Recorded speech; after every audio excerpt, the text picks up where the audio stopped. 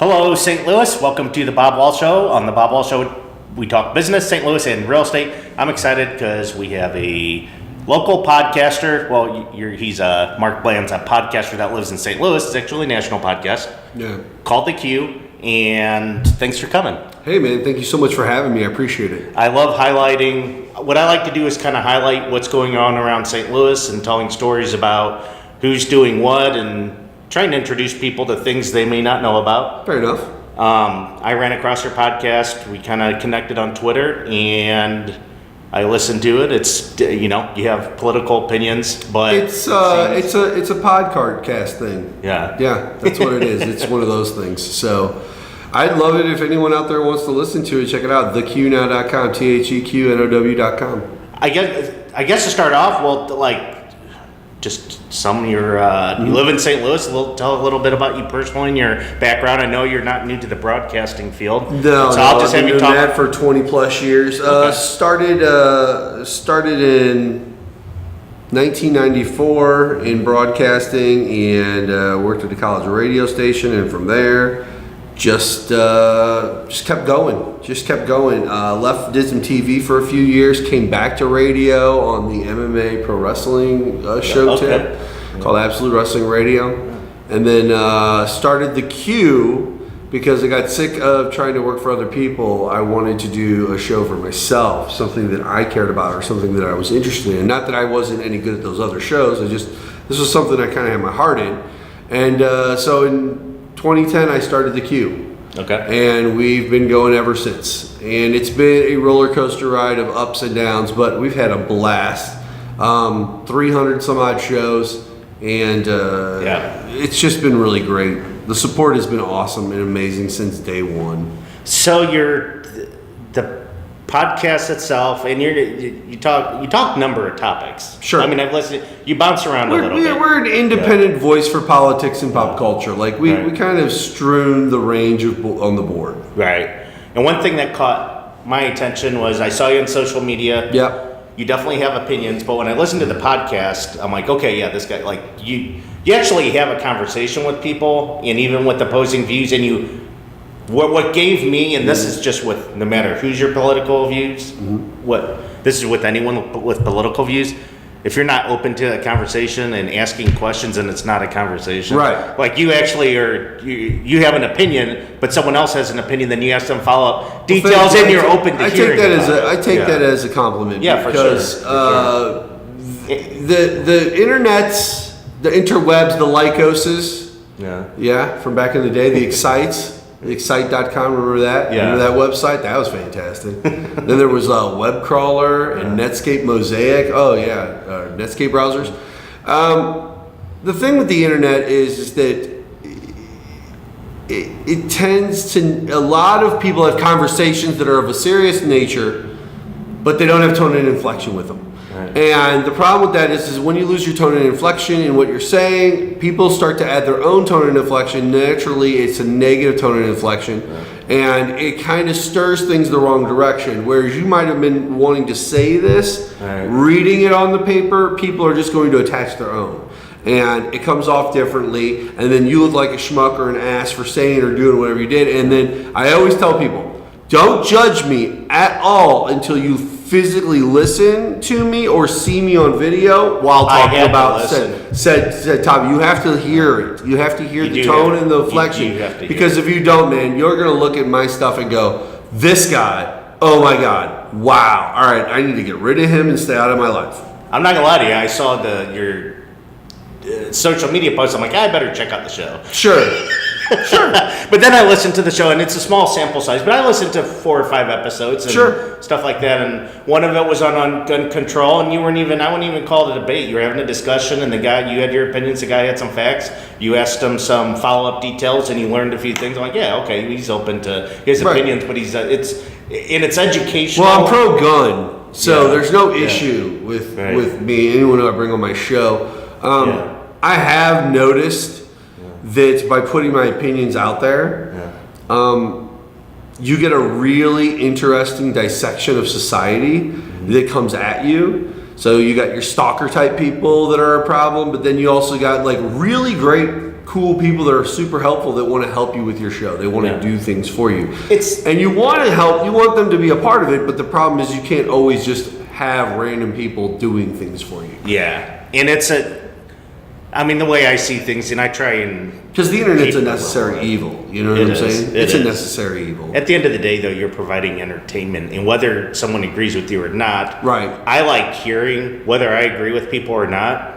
I like checking things out and hearing different perspectives if you're communicating it the right way. Now, if you're just, I can't talk to someone if I already know that they're going to be diehard set on this and there's no getting through. Right.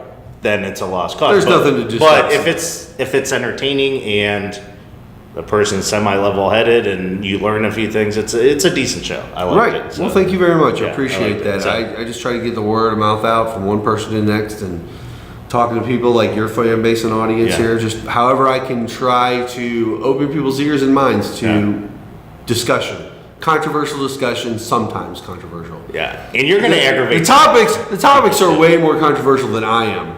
You can tell from the show. No, for sure. Yeah. No, for sure. I will say your posts will probably rub some people the wrong way. Sure. On social media, but if you listen to the show, right. It's actually had this exact same conversation with somebody just yesterday. Yeah,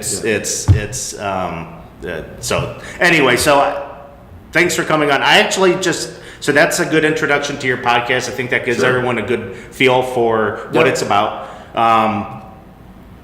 This show's the only time I've even come close to touching politics. Not because I'm against it. I actually love politics. It's just, is it good for what I'm looking to do with the show? Right. And it just requires a little certain type of this couth. It needs a certain amount of softness and couth to deliver it properly, so that it doesn't offend people. And it's just like what's the right thing? What is consistent with what I'm doing? So doing something like this felt good, and it's also a good opportunity, to address some local issue that I'm starting to get more serious about looking into, as far as the city-county merger. Okay, so let me start off a story for you about the city-county merger. Okay, and for those of you that don't know, just in case, the city and county right now, it's just a discussion, and there's a push to merge the city and county.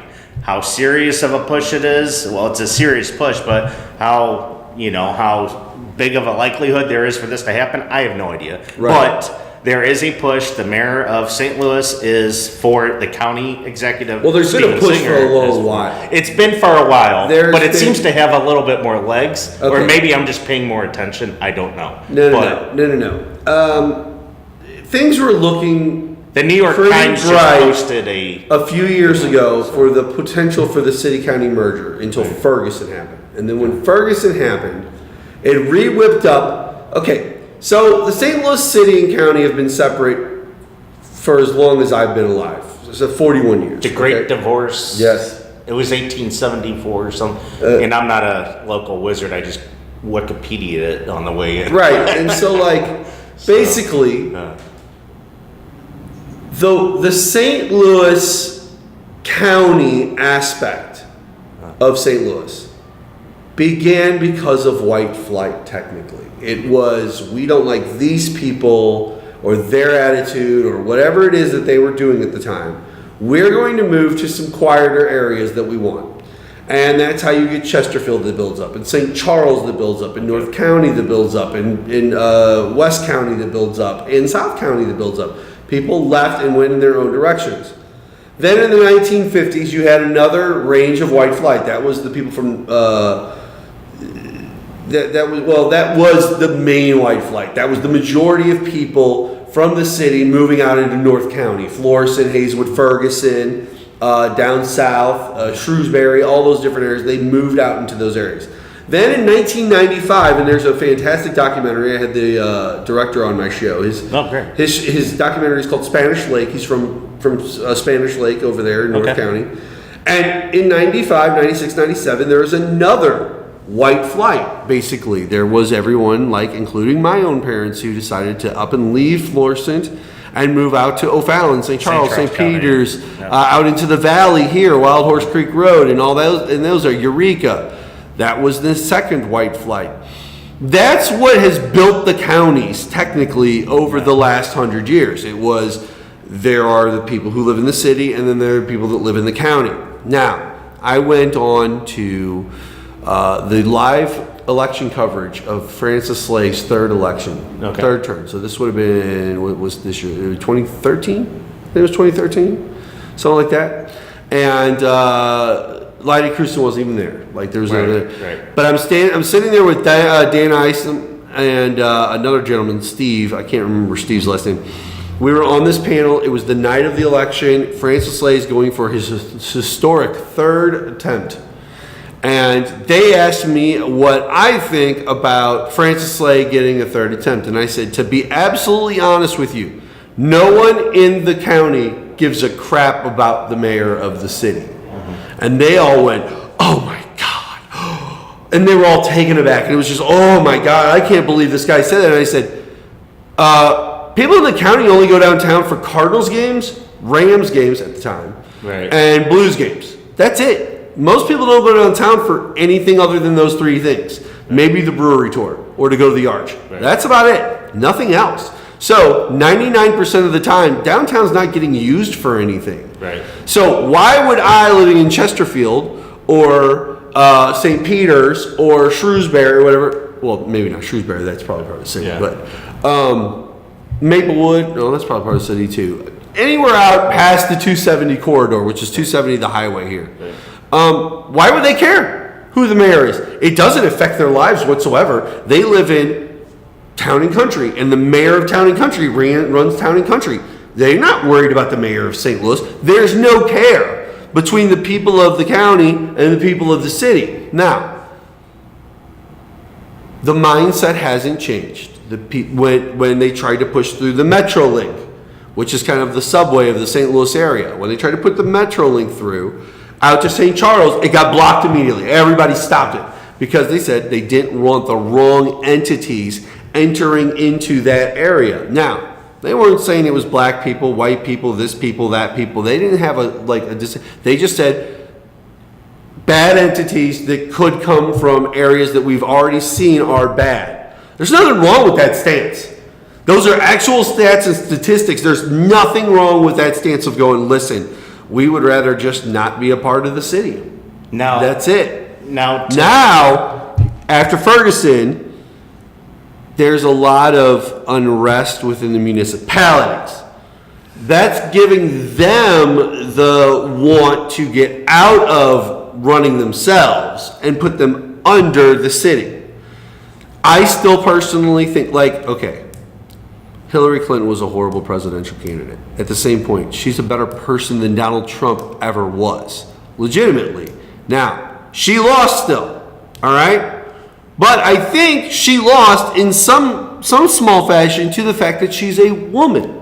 So even though it's 2017 and all women's suffrage and voting rights and all this other stuff, they still won't elect a woman to be the president of the United States. That's a bridge too far, right? Well, that's kind of the feeling I'm going to get with this county-city merger. They're going to try to do it, and then I feel like that unspoken group of people that just holds that stuff way deep inside of themselves will show up at the polls and go, I don't want to be part of the city. I'm fine where I'm at in the county, and we're done.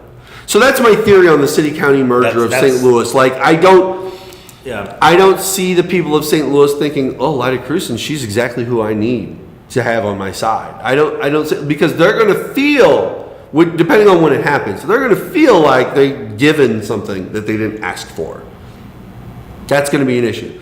City's going to like it. Now, when it comes time to do crime reporting and statistics and stuff, that's going to add millions upon millions of new people maybe not millions, but probably like 1.5 million new people, I would say. It's going to easily add 1.5 million of citizens in the St. Louis area. You mean people to the St. Louis proper. Okay. To where the St. Louis mayor runs over the top of that. Now they can't separate those out. Okay. So when they go do crime statistics, stuff like that, they're pulling from a much larger pot. Right. We're not going to be number 1 and 2 anymore. We're going to be like number 12 and 14. Right. And that's what I see. And that's and I'm glad you go into that, because I mean the big focus that I was looking to as well are the pros and cons. That's a really good background, history, and but prediction. But the people of the city of St. Louis, the people who live in the city, I think that they recognize that the white flight happened. I think that they recognize this large migration of people away from the city. But I still think that they think that they're hot stuff, and they still think that this is going to be a good thing, and they're going to get it. And I feel like if they go through with the city-county merger, what makes St. Louis unique in that you can have a city life or you can have a suburban county life, that's going to go away. It's going to be like Chicago, where the west and the south side is the size of St. Louis City, and literally it's just nothing but gang infestation. I'm not saying that's going to happen in St. Louis specifically, but I don't think it's going to be a good idea. You have cities like Louisville. Then again, I really don't care because I live in St. Peter's. So if the city and the county, if they merged, I honestly wouldn't even give a crap. Like, why would I care? Like, I'm just out there. I got the mayor of St. Peter's, who's my mayor, Lynn Pagano, you know? Right. I don't need Lyda Krewson. I don't need the city. I just come watch baseball games there. Right. And that's what everybody doesn't realize about St. Louis. It's a very rural city. It's a suburban city. Everybody drives 10 to 15 or 20 minutes to their jobs, no matter where they live. Like, we go to the city to work and leave it to come home. That's it. And that's why cities like Louisville, Indianapolis, other competition cities, when it comes to corporations moving in, transportation's a big part of attracting. I've heard a lot about this Amazon headquarter thing. Yeah. And I'm not torn on it. I don't think St. Louis is going to get it. And the reason I don't think St. Louis, even now, listen, hear me out. It's a very central location. Yeah. But for some reason, Amazon, I feel they want to be in a more progressive city, like a Denver or a Milwaukee or Minnesota, St. Paul, Minneapolis. They want to be somewhere like that. I don't think the amount of money they're going to spend on air travel is going to be much different no matter where they go. They're still going to have, where it'll cost more to go to the East Coast from Denver, it's going to cost less to go to the West. So that'll offset itself anyway. They're looking for a more progressive city. St. Louis, I see the people that want to be progressive. I see the attempts at progression. I also see the governance shutting things down every time something comes up that could be a good thing. For sure. They don't want us to be happy in the city of St. Louis. I'm sorry. They just don't want us to be happy people. There's a lot of frustrated people. Yeah, there's a lot of frustrated. And you know what that is? I'll tell you what that is. They're going to blame it on Barack Obama in the last 8 years of the presidency. And now it's finally getting good with Trump and this, that, and it's like, I don't think many people in the city are blaming it on Barack Obama. Well, right. I think they're pretty Democratic. They are right, but here's the problem: they're the only ones that are Democratic. Right. See, everybody forgets that only the people that live in the city are Democratic enough to vote for that mayor. Everyone else who lives in this 270 corridor and everything out west, everyone's conservative. Yeah. They're rural conservative. So, well, the Democrats are frustrated out there too. I know that. I mean, I live in the city. The Democrats are they're. What? There's a lot. Yeah, there's a number. They're frustrated. Yeah, for what reason? The lack of us being a progressive city, right, and losing to the cities you just mentioned. Right. There's a frustration. No, I don't know statistics. We should never leave. I don't take polls. I'm basing it upon Uber rides. We should just having discussions with people. There's Bob. We should never lose to Louisville. Right. In anything. It's shameful. We should never lose to Louisville. No, total offense to Louisville. Yeah. We shouldn't lose to you ever. Okay, you make bats and have mint juleps on horse day. That's it. Stop it. You bring nothing to the table. Like, losing to them would be the equivalent of losing to Springfield, Missouri. Like, literally. Like, just, that's how bad we've gotten. Right. No, I'm not dealing with that. Okay, we're a top 25 city in the United States. So how do we... So how do we fix that? A city-county merger a way to help us address a lot of people aren't ready. Streamlining finances? People You're aren't saying ready. It's just not going to happen. The people just aren't ready. No, because there's a bigoted, racist aspect to conservatives. I've always said that the conservative ideals are inherently antagonistic. They're inherently patriotism in itself is an inherently antagonistic thing. Because remember, when I walked in this room, you never looked at me and said, I wonder if Mark's a patriot. I'm going to question him. And the minute I walked in this room, I didn't go, Bob's sitting there. I wonder if he's a patriot. If stuff hit the fan right now, would Bob have my back? Is he a real patriot if the Ruskies were coming or something? And that didn't come through our minds at all. But if you ever notice, whenever the flag or patriotism is brought up, it's usually an in-your-face kind of thing, like, what you ain't patriotic? And it's like, okay, stop. They tried to goad, and I don't think that mix is going to work well between the city and the county. I think that there's going to be this necessary need to goad, which is going to create stress and anger and issues, and there's just going to be back and forth, back and forth, back and forth. Right. So I don't. That's where I don't. Unfortunately, I don't think you're being that far-fetched with that. But if Amazon came here, that would be fantastic. I think that would be great. A game changer. It wouldn't even just be it'd be change the city. Would it be a game changer though? Like, I don't think I'd notice anything out in St. Peter's. Like, I wouldn't notice anything. Nothing would change. Would you notice anything? No. Me living at Arsenal and Hampton area, what would you? No doubt. What would you notice? Well, being in real estate, I would definitely notice the large building, the location. Is that where they're planning on putting it? Adding 50 to 100. They're trying to do it off Arsenal jobs. No, but the overall region, when you're adding $50,000 to $100,000 jobs, and they're all decent. I feel like they would do Earth City if they were going to do somewhere, guys. I really feel like they would find a large lot of land in Earth City, and the reason is because it's a hop, skip, and a jump from the airport, so it's easy for cargo aspect. Plus, it's its own industrial area. It doesn't have a ton of traffic except for the trucks that need to be there. So, they worry about. You're talking distribution center, though. This is corporate. This is the headquarters. Oh, yeah. I would figure they'd be like down to. Well, no, I figured that they like to be urban. I bet you they do just like the Rams. They like to be urban. They like to be urban. Yeah, well then St. Louis is not your game. Yeah. Like it's not going to happen here, guys. Right. We're not progressive enough. You've got Denver and places like that are way, way, way ahead of you. So yeah, that's not going to happen. Yeah, so that's the biggest thing. But yeah, I mean, no, Amazon coming in, I don't care where they're, frankly, Earth City, Wentzville, St. Louis County, it would be good for the city because it's good for the region and it's all interrelated. So no, I get you. But no, cool. Well, good discussion. Also, full disclosure, we're in a very Republican building. Oh yeah. Well, wait. Hold on. You say we're in a very Republican building, but do you know this for a fact? Because lawyers tend to be Democratic. I'm just saying the landlord is a picture of George W. Bush. Oh yeah, well sure. Right, that's a cool picture. Actually, these chairs and tables are actually for a Republican fundraiser. Literally, in this conference room tonight. So we're gonna have that's fine. That's no problem. No problem. Do your thing, man. And for the record, that's nothing. I haven't said anything as far as where I'm at. Democrat or Republican. Yeah, I was just being more funny. No, you're fine. You're absolutely fine. I do wonder if there'll be any Russian meddling in this room tonight.